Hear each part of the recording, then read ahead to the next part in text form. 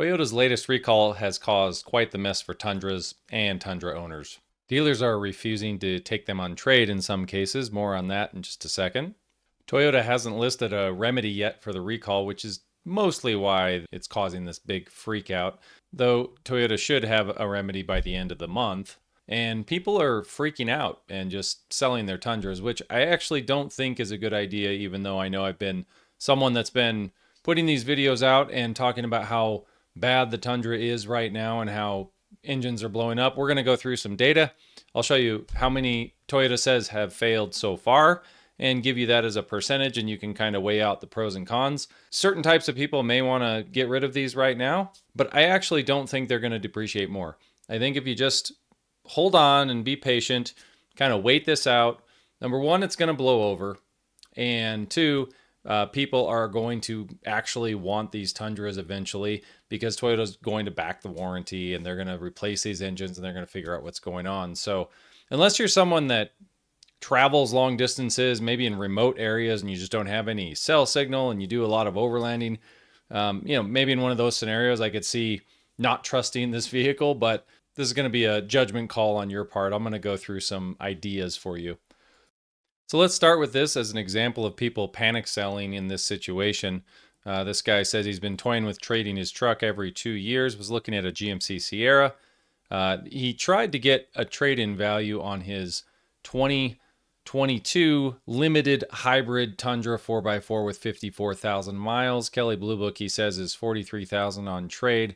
The dealer offered him 35,000 and he thought they were joking.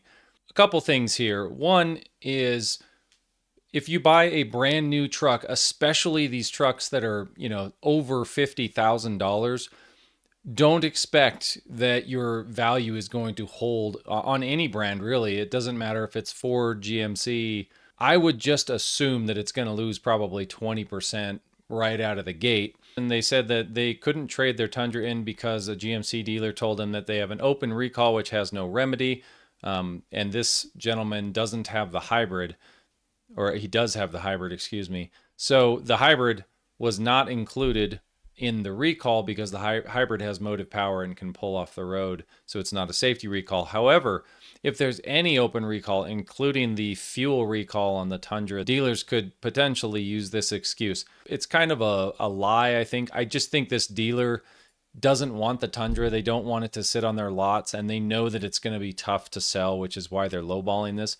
You rarely get trade-in value. I don't know how many of you have traded vehicles. I've traded a ton of them in my life, and it's very rare that they'll give you trade-in value unless you have a good supply and demand issue and you have a vehicle that's in really high demand.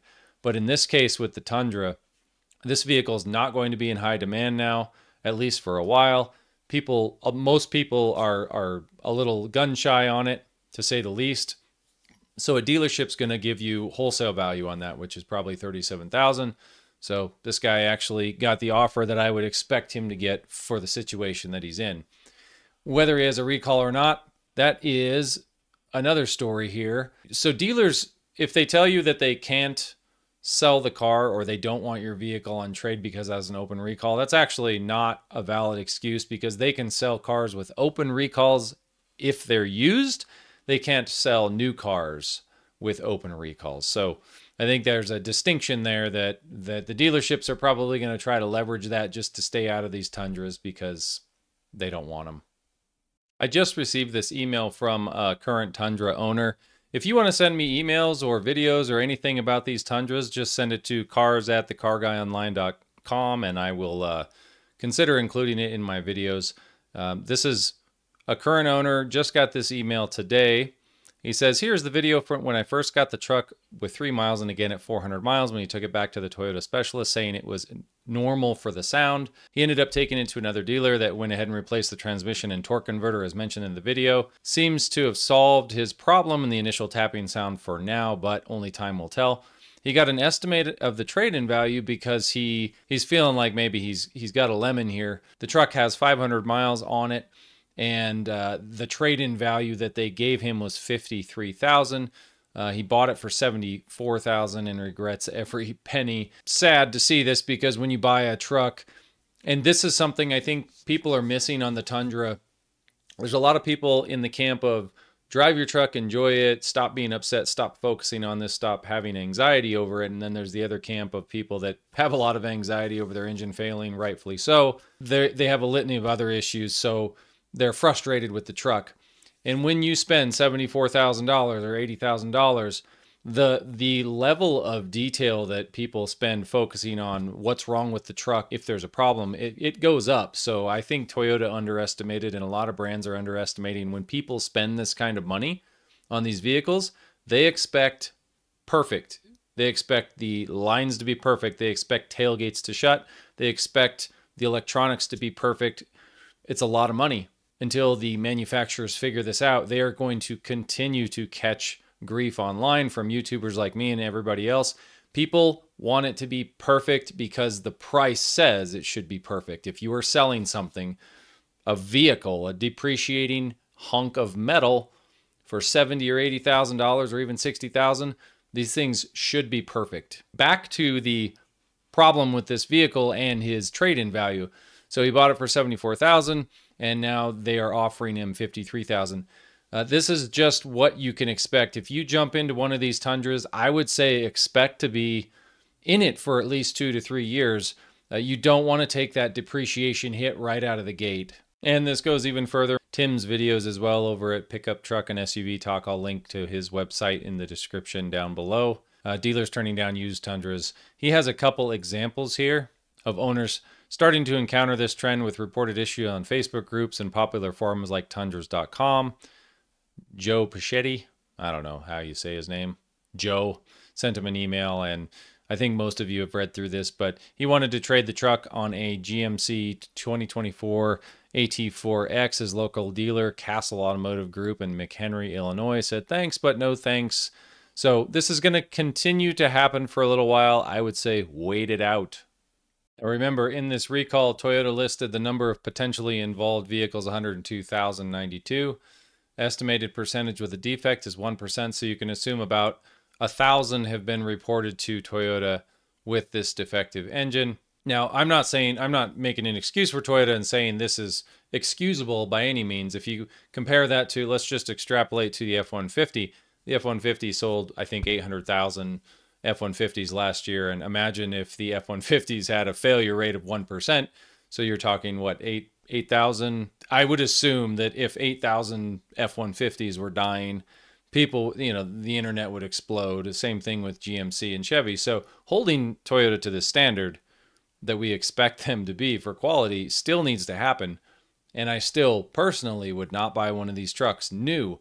But if you have already purchased this truck, I would say at least keep it through the full bumper-to-bumper warranty, if not through the powertrain warranty.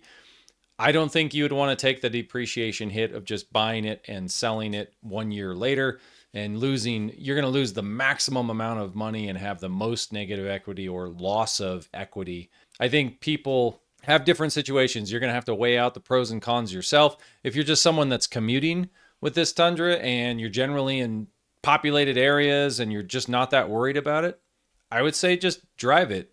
Drive it, do the maintenance, run it till 30 to 50,000 miles, and then reevaluate and see what the situation is.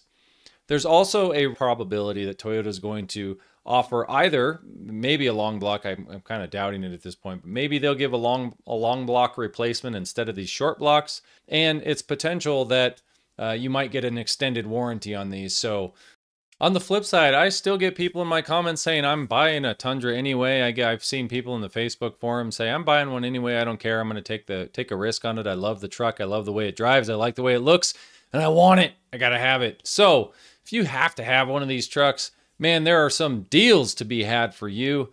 This guy, Jim, he is in this Facebook group that I go through frequently, and he's offering platinum warranties on all the 2024s. It'll give you a 100,000-mile warranty for $1,400 on top of the insane amount that you'll spend on the truck.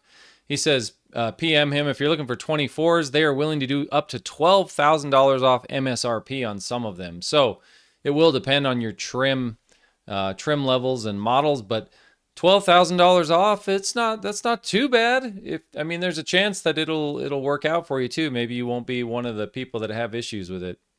And this came in from another Tundra owner in this group, just to kind of keep things on a positive note. He's got 128,809 miles on his 2022. I have no idea what he does for a living, but that's an insane amount of miles. Unless this was Photoshop, but I doubt it. There's a couple other guys on there with 70 and 90 and 100,000. So it's not every single one that's failing. Looks like this guy's probably clear of the engine debris issue. This, once you start seeing higher mileage Tundras, and then if we start seeing people post more positive things like that, maybe we'll get a balance and we'll be able to get a feel for how many have actually failed. It feels like a lot of them are failing, but again, it's all, you got to look at the data and the analysis of that and say, is it worth the risk? And do I just like this truck so much that I'm willing to risk it? So that's going to be a personal decision and up to you. And some of you might remember from my last video, this poor gentleman, I think he had two times he had his truck towed back to the dealership, and the dealership, both times it was 3 quarts low on oil, and then finally the motor let go after this third time. He had sudden vibration and low oil pressure. So I'm thinking he had problems coming, and it was burning oil. And yeah, so his 2024 1794 hybrid made it 12,000 miles before it died. So still happening on some of them. Again, this issue is really weird. So on one hand, we see Toyota saying that these vehicles, that it only affected the 2022 and 2023 models, and it didn't affect the hybrids. We know both those are not true. It affects the hybrids, and it also affects 2024s. The reason they didn't add the recall to the 2024s is because it would have basically forced a stop sale on those 2024s. That you can't sell something with an open recall, which is why they didn't recall the 2024s, because they still want to continue to sell them, and then they'll just repair them later. So take whatever you want from this video. Do whatever you want with your Tundra. I personally would not buy one of these new Tundras still. There's not enough confidence. I don't like buying vehicles thinking, wow, am I going to be one of the roulette people that ends up having a bullet in the chamber? So at least makes people take a little more measured approach to how they handle their trade-ins. If you're a current Tundra owner, just wait. I don't think the depreciation could get any worse because these engines are going to be replaced. Think about it. You don't want to lose $20,000 or $30,000 on a truck that's like a year or two old just to get rid of it. If Toyota comes out with maybe an extended warranty on it, or you start to hear more details on this issue, or maybe you do get a new long block, not just a short block out of the deal, and it might be worth it down the road. So, social media, YouTube, all these things tend to just die. These trends die off, and then they're not front and center in everybody's mind. So 30 days, 60 days down the road, as long as Toyota makes this go away in the right way, and they take care of their customers and they replace the engines, they don't continue to have failures, which we're starting to see higher mileage ones not have failures, then I think this problem is going to go away. Hopefully this helps you out. Anyway, thanks for watching, and until next time.